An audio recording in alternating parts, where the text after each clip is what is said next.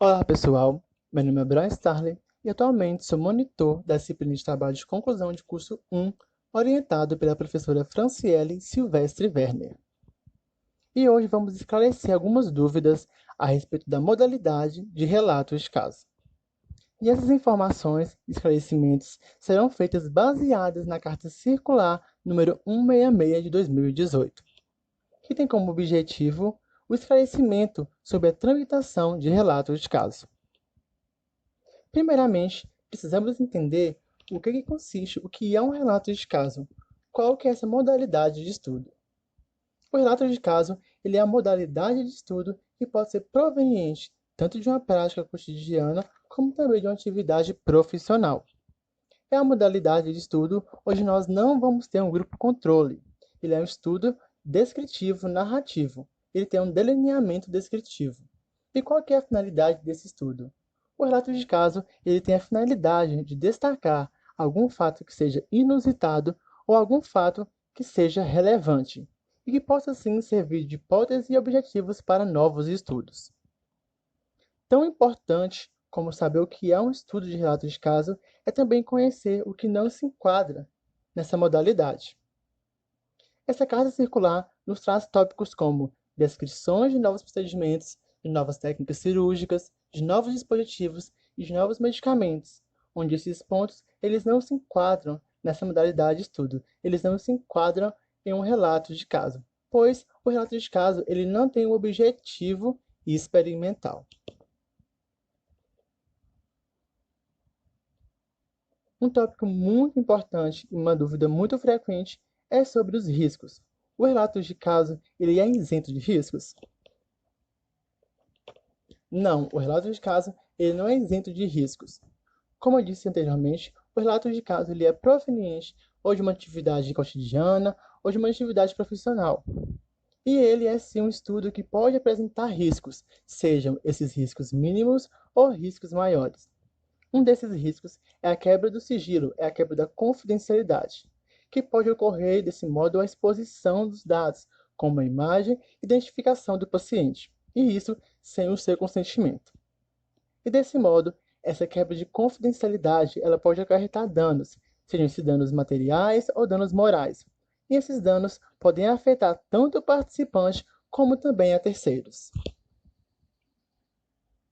Trouxe aqui dois recortes da Carta Circular 166 de 2018, que nos fala que qualquer informação que possibilite a identificação deve ser evitada, tais como nome, codinome, iniciais, registros individuais, informações postais, números de telefone, endereços eletrônicos, fotografias, figuras, características morfológicas, entre outros.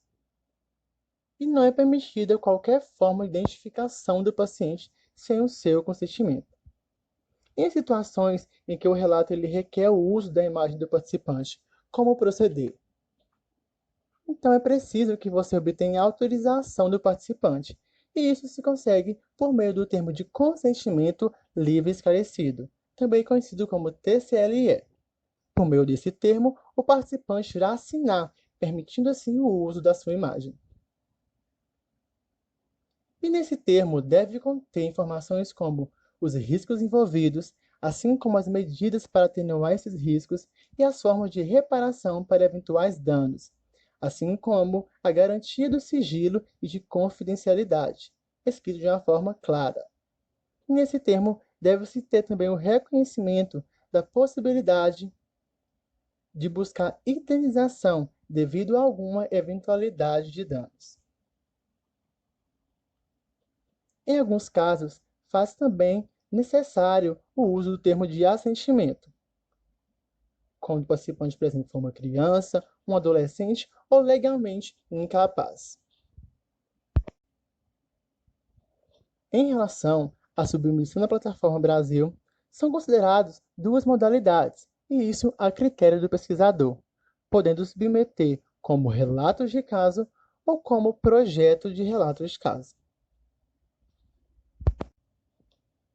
Para efetuar a submissão na plataforma, inicialmente você já deve ter o seu cadastro. Após feito isto, basta você clicar na opção Nova Submissão. Para cadastrar o seu projeto, você deverá preencher todas as informações, todas as etapas, que consiste no preenchimento de 6 abas. Nesse momento, vou chamar a atenção de vocês para alguns pontos que servirá tanto para a submissão do relato de caso, como também para o projeto de relato de caso. Na aba 2 da plataforma Brasil, no campo destinado a propósito principal de estudo, OMS, você deverá clicar na opção Outros e em seguida preencher com Estudo observacional e de braço único. Dando continuidade, você deverá preencher os dados. Essas informações devem estar alinhadas, devem estar em coerência com o caso relatado. Em relação aos campos que não forem pertinentes, deve-se preencher com a informação "não se aplica", como podemos observar no exemplo da imagem abaixo, no campo de hipóteses. Em algumas situações, o pesquisador pode solicitar a dispensa da aplicação do termo, em situações como, por exemplo, onde há impossibilidade de se obter o consentimento e o assentimento.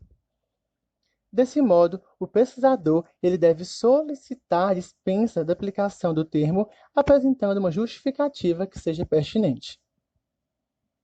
Ao chegar na aba 5 da plataforma Brasil, no campo destinado a propor dispensa de TCLE, deve-se clicar na opção Sim, se for o caso, e apresentar e descrever a sua justificativa. Em casos em que a identificação do paciente for necessária, for imprescindível, isso deve ser justificado em documento próprio, incluído. Para isso, quando chegar na aba 5, na parte Incluir arquivos, você deve clicar em Tipo de documento e selecionar a opção Outros, anexando sim o documento com a autorização específica para isso. Além disso, isso também deve estar descrito no TCLE e no termo de assentimento. E qual a diferença entre o relato de caso e o projeto de relato de caso? O relato de caso é um relato que já foi consumado, que já foi executado. Então, no momento que você for anexar o seu projeto detalhado, você já vai anexá-lo na sua forma final, na sua versão final. E também você vai anexar o seu TCL e, se preciso, o seu termo de assentimento, que já foi assinado anteriormente. Em contrapartida, no projeto de relato de caso, ele é um relato que ainda não foi consumado, que ainda não foi executado. Então, ao anexar no projeto detalhado, você deve então descrever todas as etapas propostas para a execução desse projeto. E também você deve anexar o seu TCL para que ele seja analisado e, se aprovado, você aplica posteriormente. Em caso se houver alguma pendência, o Comitê de Ética pode solicitar modificações nos documentos. Dessa forma, o pesquisador deverá fazer uma nova submissão, uma segunda submissão, para que o projeto possa ser analisado e aprovado. Posteriormente à aprovação, o pesquisador pode publicar o seu trabalho, e este trabalho publicado deve ser idêntico ao aprovado pelo CEP. Nossas referências. Muito obrigado pela atenção.